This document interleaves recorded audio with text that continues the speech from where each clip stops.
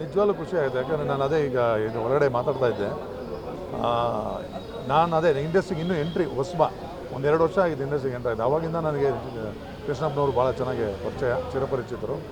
ಅದ್ರ ಜೊತೆಗೆ ಇವ್ರದ್ದು ಆವಾಗಿಂದನೂ 21 ವರ್ಷದಿಂದನೂ ಕೆಂಪೇಗೌಡ ಜಯಂತಿ ಪ್ರತಿಯೊಂದು ವರ್ಷಕ್ಕೂ ನನ್ನ ಕರಿತಾಯಿದ್ರು, ಹೋಗ್ತಾಯಿದ್ವಿ. ಅದನ್ನು ನಾನು ನಿಜವಾಗ್ಲೂ ಹೇಳ್ತೀನಲ್ಲ, ದಾನ ಮಾಡೋದಕ್ಕೆ ಕಾಮನಾಗಿ ಒಂದು 300-400 ಜನ ಕರೆದು ಏನೋ ಮಾಡೋದು ಅದು ಕಷ್ಟನೇ ಅಂತ ಆ ಥರ ಮಾಡಿರೋರು ನೋಡಿದ್ದೀನಿ. ಬಟ್ ಇವರು ಜನ ಎಷ್ಟೇ ಎಂಡಲ್ಲಿ ನೋಡಿದ್ರು ಜನನೇ ಕಾಣೋರು. ಅಷ್ಟೂ ಜನಕ್ಕೂ ಹೊಟ್ಟೆ ತುಂಬ ಊಟ ಬಡಿಸಿ ಆ ಒಂದು ನಾಡಪ್ರಭು ನಮ್ಮ ಕೆಂಪೇಗೌಡರನ್ನ ನೆನೆದು ಇದನ್ನು ವರ್ಷ ಮಾಡ್ಕೊಂಡು ಬರೋದಲ್ಲದೆ, ಈ ನಡುವೆ ಅವರು ನೋಡಿ ಅವರು ಅದು ಮಾಡ್ತಾ ಅವ್ರ ಆಶೀರ್ವಾದ ಇವತ್ತು ಹಾಡಿನ ಮೂಲಕ ಅವರೇ ಮಾಡೋಂಗಾಯಿತು. ಅದನ್ನು ಇವಾಗ ನೋಡಿ ಭಾಳ ಇದು ಒಂದು ಸಿನಿಮಾ ಮಾಡ್ಬೋದು, ಮಿನಿಮಮ್ ಬಜೆಟಲ್ಲಿ ಒಂದು ಸಿನಿಮಾ ಮಾಡ್ಬೋದು. ಅಂಥ ಒಂದು ಬಜೆಟ್ ಸಿನಿಮಾ ಇವತ್ತು ಬರೀ ಒಂದು ಹಾಡನ್ನ ಇಷ್ಟು ವಿಜೃಂಭಣೆಯಾಗಿ ತುಂಬ ಚೆನ್ನಾಗಿ ಮಾಡಿದ್ದಾರೆ. ಎಲ್ಲ ಕಲಾವಿದರು ನಾವೆಲ್ಲ ಅವ್ರ ಮೇಲೆ ಪ್ರೀತಿಯಿಂದ ಬಂದಿದ್ದೀವಿ. ನಾವು ಖುಷಿಪಟ್ಟು ನಾವು ಥ್ಯಾಂಕ್ಸ್ ಹೇಳಬೇಕು. ನಮ್ಮ ಅದರಲ್ಲಿ ಒಂದು ಸಣ್ಣ 1-2 ಬಿಟ್ಸ್ ನನಗೂ ಚಾನ್ಸ್ ಕೊಟ್ಟಿದ್ದಾರೆ, ಆ್ಯಕ್ಟ್ ಮಾಡಿದ್ದೀವಿ. ಆ್ಯಂಡ್ ಮ್ಯೂಸಿಕ್ಕು ಭಾಳ ಅದ್ಭುತವಾಗಿ ಮಾಡಿದ್ದಾರೆ. ಸಾಹಿತ್ಯ ಎಷ್ಟು ಅರ್ಥಗತವಾಗಿದೆ ಅಂದರೆ ಭಾಳ ಖುಷಿ ಆಯಿತು. ನಾವು ಬಾಹುಬಲಿ ಅಂತ ಸಿನಿಮಾಗಳದ್ದು ಮ್ಯೂಸಿಕ್ಗಳು ಕೇಳಿ ಅಭ್ಯಾಸ, ಅಂದರೆ ಒಳ್ಳೆ ಕ್ವಾಲಿಟಿ ಅಂತ ನಾವು ಕೇಳ್ತಾ ನೋಡಿದ್ರೆ, ನೀವು ಅದು ಹೆಸರಾಗಿರೋಂಥದ್ದು ನೋಡಿದ್ರೆ ಆ ಲೆವೆಲ್ಗೆ ಭಾಳ ಚೆನ್ನಾಗಿ ಮ್ಯೂಸಿಕ್ಕು ಮಾಡಿದ್ದಾರೆ, ಲಿರಿಕ್ಕು, ವಾಯ್ಸು. ಅದ್ರ ಜೊತೆಗೆ ನಮ್ಮ ಕೊರಿಯೋಗ್ರಾಫರು ಮೋಹನ್ ಅವರು ಭಾಳ ಚೆನ್ನಾಗಿ ಮಾಡಿದ್ದಾರೆ. ತುಂಬ ಖುಷಿ ಆಗುತ್ತೆ. ಅದ್ರ ಜೊತೆಗೆ ಭಾಳ ಇವತ್ತು ಒಂದು ಒಳ್ಳೆ ನ್ಯೂಸ್ ಕೇಳ್ಪಟ್ಟೆ ನಾನು. ಈ ಒಂದು ಹಾಡಿನ ಜೊತೆಗೆ ಈ ನಾಡಪ್ರಭು ಕೆಂಪೇಗೌಡರ ಒಂದು ಸಬ್ಜೆಕ್ಟ್ನ, ಅವ್ರದ್ದು ಇತಿಹಾಸದ ಸಿನಿಮಾನ ಇವತ್ತು ನಮ್ಮ ಕೃಷ್ಣಮೂರ್ತಿಯವರೇ ಸಿನಿಮಾನ ಪ್ರೊಡಕ್ಷನ್ ಮಾಡ್ತಿದ್ದಾರೆ. ಅದರಲ್ಲೂ ಎಂಥ ಗ್ರೇಟು ನಮ್ಮ ನಾಗಾಭರಣ ಅವರು ನಿರ್ದೇಶನ ಮಾಡ್ತಿದ್ದಾರೆ ಅಂತ ಕೇಳಿ ಭಾಳ ಖುಷಿ ಆಯಿತು. ಇನ್ನು ಮುಂದೆ ಇದು ಇಷ್ಟೇ ಅಲ್ಲ, ಇದು ಟ್ರೈಲರ್ ಅನ್ಕೋಬೇಕು. ಇನ್ನು ಮುಂದೆ ಹಬ್ಬ ಇದೆ. ಈ ಹಬ್ಬ ನಮ್ಮ ಕೃಷ್ಣಮೂರ್ತಿ ಅವರಿಂದನೇ ಆಗಬೇಕು. ಅವ್ರಿಗೆ ಎಲ್ಲ ನಿಮ್ಗಳ ಆಶೀರ್ವಾದ ಇರಲಿ. ಭಾಳ ತುಂಬ ಅವ್ರ ಜೀವನದಲ್ಲಿ ಏನೇನೋ ಚೇಂಜಸ್ ಆಗಿ ಇವತ್ತು HM ಕೃಷ್ಣಮೂರ್ತಿ ಅಂತ ಕರಿಬೇಕು ಅನ್ನೋ ಒಂದು ಗೌರವನ ತೊಗೊಂಡಿದ್ದಾರೆ. ಅವರು ಡಾಕ್ಟ್ರೇಟ್ ತೊಗೊಂಡಿದ್ದಾರೆ. ಅಂಥವ್ರನ್ನ ನಾವು ನಿಜವಾಗ್ಲೂ ಬೆಳೆಸ್ಬೇಕು, ಇಂಡಸ್ಟ್ರಿ ಆಗಲಿ ಜನ ಆಗಲಿ.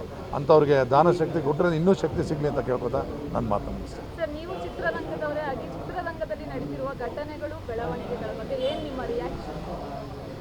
ಅದೇ ನೋಡಿ, ಎಲ್ಲ ಥರ ಶಕ್ತಿ ದೇವರು ಕೊಟ್ಟಿನೂ ನಾವು ಕೆಲಸ ಸಮಯದಲ್ಲಿ ಇಂಥ ಒಂದು ಸಣ್ಣ ವಿಚಾರದಲ್ಲಿ ದುಡುಕಿದ್ರೆ ಎಂತೆಂಥ ಸ್ಥಿತಿ ಆಗುತ್ತೆ, ಎಂಥ ಪರಿಸ್ಥಿತಿ ಬಂದ್ಬಿಡುತ್ತೆ ಅನ್ನೋದು ಭಾಳ ನೋವಿನ ಸಂಗತಿ. ಅದನ್ನು ಹೇಳೋಕ್ಕಾಗಲ್ಲ, ಅವ್ರು ಅನುಭವಿಸೋರಿಗೆ ಗೊತ್ತು. ಇನ್ನು ಮುಂದೆ ಯಾರು ಬೇರೆಯವರೆಲ್ಲ ಬುದ್ಧಿ ಕಲಿತು ಹುಷಾರಾಗಬೇಕು. ಯಾಕಂದರೆ ದುಡ್ಕೋಂಥ ನೆಸೆಸಿಟಿ ಇರಲಿಲ್ಲ ಅನಿಸುತ್ತೆ ಅಷ್ಟೇ. ಒಬ್ಬ ನಟ ಅಂದ ತಕ್ಷಣ ಫಾಲೋವರ್ಸ್ ಇರ್ತಾರೆ, ಅಭಿಮಾನಿಗಳಿರ್ತಾರೆ, ಅವ್ರನ್ನ ಫಾಲೋ ಮಾಡ್ತಾರೆ. ಸೊ ಈ ವಿಚಾರದಲ್ಲಿ ಏನು ಸಂದೇಶ ಹೋಗಬೇಕು ಅಭಿಮಾನಿಗಳಿಗೆ, ಏನನ್ನ ಫಾಲೋ ಮಾಡಬೇಕು ಅನ್ಸುತ್ತೆ? ಎಲ್ಲ ಅದೇ ನಾನು ಹೇಳಿದ್ನಲ್ಲ, ಅಭಿಮಾನಿಗಳು ಯಾವತ್ತಿದ್ರೂ ಅಭಿಮಾನಿಗಳೇ. ಯಾಕಂದರೆ ಅವರು ಒಂದು ಸಲ ಅವರು ಮನಸ್ಸು ಕೊಟ್ಟ ಮೇಲೆ ಅವ್ರ ಮನೇಲಿ ಈಗ ತಂದೆ ತಾಯಿ, ಅಕ್ಕ ತಮ್ಮ, ಅಣ್ಣ ತಮ್ಮಂದಿರು ಏನು ತಪ್ಪು ಮಾಡಿರ್ತಾರೆ ಅದನ್ನು ಏನೇ ಆದರೂ ಅವ್ರ ಮನೆಯವರು ಅಂತ ಅಂದ್ಕೊಂಡು ಅರ್ಪಿಸ್ಕೊಂಡಿರ್ತಾರೆ. ಇದನ್ನೆಲ್ಲ ಜವಾಬ್ದಾರಿ ಇಟ್ಕೊಂಡು ಸ್ವಲ್ಪ ಪಾಪ ದುಡುಕಬಾರ್ದಾಗಿತ್ತು. ಅದು ಏನಕ್ಕೆ ದುಡುಕಿದ್ದಾರೆ, ಏನಾಗಿದೆ, ಇನ್ನು ಮುಂದೆ ಅದು ಮುಂದಿನ ಪ್ರಕಾರ ಗೊತ್ತಾಗುತ್ತೆ ನೋಡ್ಬೇಕು. ಸರ್ ಬ್ಯಾನ್ ಆಗೋ ವಿಚಾರ ಈ ದೊಡ್ಡವ್ರುಗಳು ಅವ್ರು ಯೋಚನೆ ಮಾಡೋದು. ಬ್ಯಾನ್ ಆಗೋದಕ್ಕೆ ಫಸ್ಟ್ ಆಫ್ ಆಲ್ ಇನ್ನೊಂದು ಹೇಳ್ತೀನಿ, ಏನೇ ಆಗಿರಲಿ ಅವರು ಪರ್ಸ್ನಲ್ ಆಗಿದೆ, ಪರ್ಸ್ನಲ್ ಮಾಡಿದ್ದಾರೆ, ಅದು ತಪ್ಪೇ ಇದೆ. ತಪ್ಪು ಮಾಡಿದರೆ ತಪ್ಪೇ ಅದು. ಅದಕ್ಕೆ ಬ್ಯಾನ್ ಮಾಡೋದಾಗಲಿ ಇನ್ನೊಂದಲ್ಲಿ ಈಗ ಸಾಕಷ್ಟು ಜನ ನಿರ್ಮಾಪಕರು ದುಡ್ಡು ಹಾಕಿದ್ದಾರೆ, ಮಾಡ್ತಿದ್ದಾರೆ. ಅವರೆಲ್ಲ ಈಗ ಬೀದಿಗೆ ಬರಬೇಕಾಗತ್ತೆ, ಎಲ್ಲ ಕೋಟ್ಯಾಂತರ ರೂಪಾಯಿ ಹಾಕಿರೋದು. ಆ ಥರ ಅಲ್ಲ, ಬ್ಯಾನ್ ವಿಚಾರ ದೊಡ್ಡವರು ಯೋಚನೆ ಮಾಡೋಕೆ ಅದು ಮಾಡ್ತಾರೆ.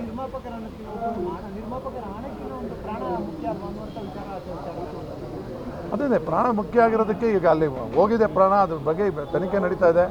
ಏನು ಉದ್ದೇಶ ಆಗುತ್ತೆ ಅದ್ರ ಪ್ರಕಾರನೇ ನ್ಯಾಯಾಧೀಶರು ತೀರ್ಪು ಕೊಡಬೇಕು. ಅದ್ರ ಜೊತೆಗೆ ಈಗ ದುಡ್ಡು ಹಾಕಿರೋರ್ಗೆ ಗತಿ ಏನು ಅನ್ನೋದನ್ನು ನ್ಯಾಯಾಧೀಶರು ಕರೆಕ್ಟಾಗಿ ಕೂಲಂಕುಷವಾಗಿ ನೋಡಿ ಅದಕ್ಕೆ ಒಂದು ನಿರ್ಧಾರ ಕೊಡಬೇಕು.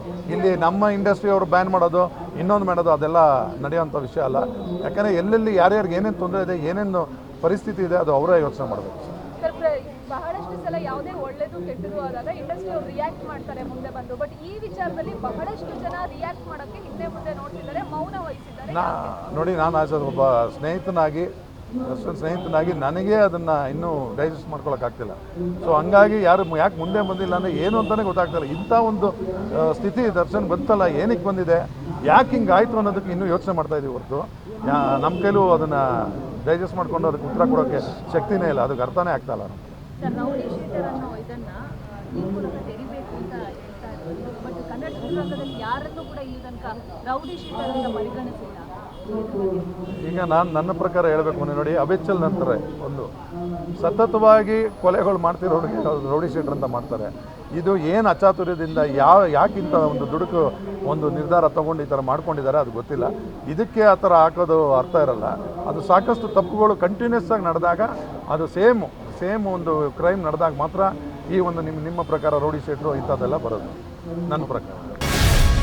ಗ್ಯಾರಂಟಿ ನ್ಯೂಸ್, ಸುದ್ದಿ ಖಚಿತ, ನ್ಯಾಯ ನಿಶ್ಚಿತ.